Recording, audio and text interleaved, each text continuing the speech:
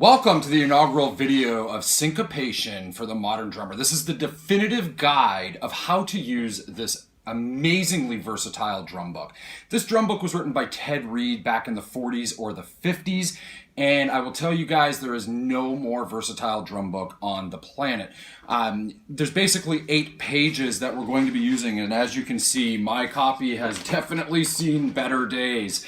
And the pages that I'm referring to in my book start at page 37. I believe in the new pressing it's page 38, but there are 8 pages that are just labeled Syncopation, and we can use these pages for just about anything we want to use them for, as they are just reading pages. What we're going to be talking about here today is using them in the jazz idiom. But keep in mind, guys, that throughout these videos, as we're learning this stuff, this is not learning a style. This is just learning the facility to enable us to play that style. So in other words, these exercises will give you the ability to play jazz, to play rock or funk, some Latin styles, linear funk, but that doesn't mean that you can actually go out and play that style. You still have to go out and listen to the music, do transcriptions of people that you like, learn their solos and whatnot. I should also mention that some of the videos that we're going to be doing will also be chops builders, and just in the little opening thing that was at the front of this video, that was all stuff that came right out of Syncopation that I've just put into my own vocabulary and learned different ways to use it. So basically, this stuff is written as eighth notes, and we're going to take a look at the first 2 lines of Syncopation exercise number 1, but we need to do this with a swing interpretation. So to start things out, I am going to just play quarter notes on the bass drum and play it as written, and then we're going to go back and take a look at how we actually need to interpret that to do what we want to do with it. So here it is.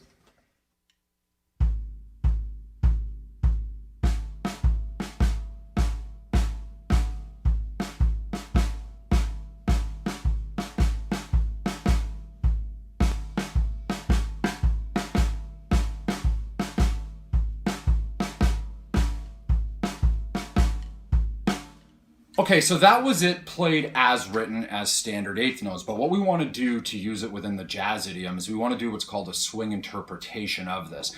So the quarter notes, or anything that's on the beat, whether it be a quarter note or an eighth note, that's going to remain on the beat, but the eighth note portion, or the notes that are off the beat, that is no longer going to be an eighth note. That is going to become the third partial of a triplet. So in other words, an eighth note, instead of being 1 and 2 and, is going to be counted as triplet, triplet. So let's take a look at what that sounds like on the snare drum, again, just with quarter notes on the bass drum.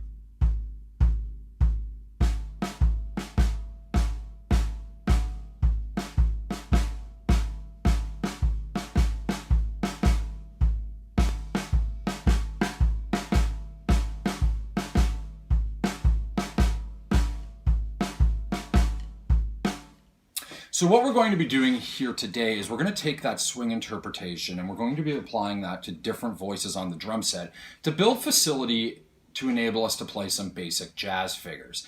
So in exercise number 1 of what we'll be doing here, we're going to keep quarter notes on the bass drum, 2 and 4 on the hi-hat. We're going to play a swing ride cymbal, so our standard jazz ride cymbal pattern. So that system will look like this.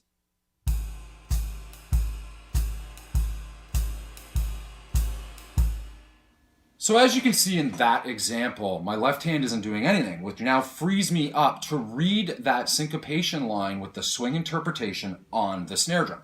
Now, a couple of things to mention before I get doing that. If you're new to jazz drumming, we want to make sure that our dynamics are within the jazz idiom. So in other words, the ride cymbal should be the loudest, bass drum should be feathered, the notes on the snare drum should be fairly quiet. We're not playing rock or funk here, and the hi-hat should be fairly strong, playing 2 and 4. So here's an example of this.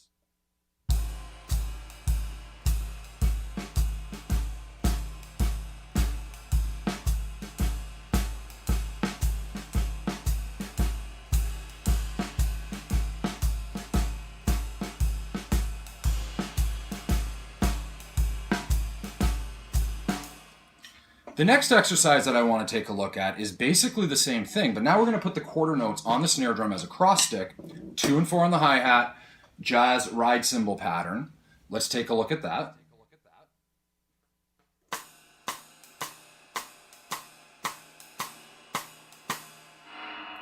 Again, my right foot isn't doing anything, so that frees my right foot up to read the syncopation line again with that swing interpretation. Let's take a listen.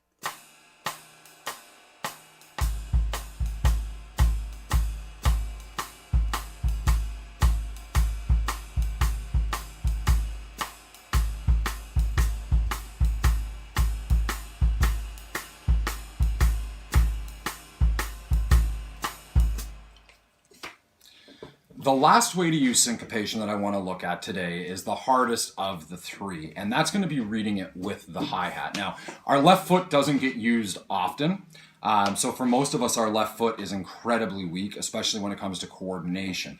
So in this example, my ride cymbal is going to be playing the swing ride pattern, bass drum will be playing quarter notes, 1, 2, 3, 4. I'm just going to play a cross stick on beat 4 on my snare drum, and then I'm going to read it again with that swing interpretation on the hi-hat. Let's check it out.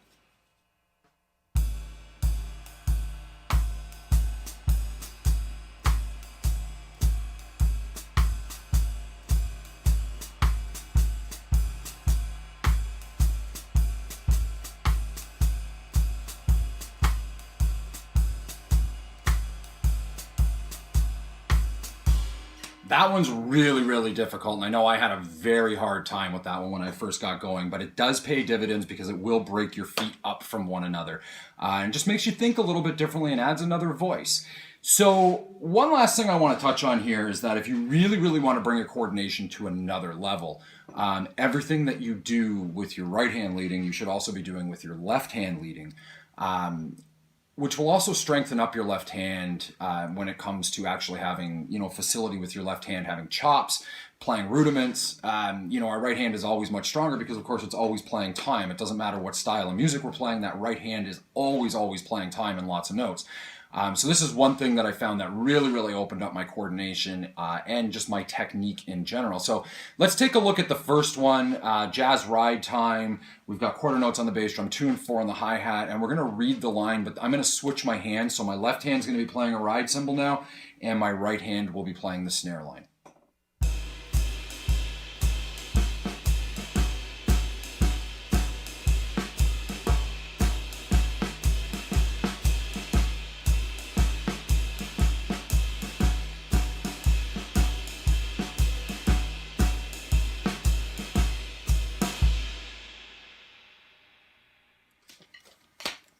That's it for today, guys. I would suggest you keep checking back on this page because I'm going to go through a whole bunch of different jazz ways to go through syncopation.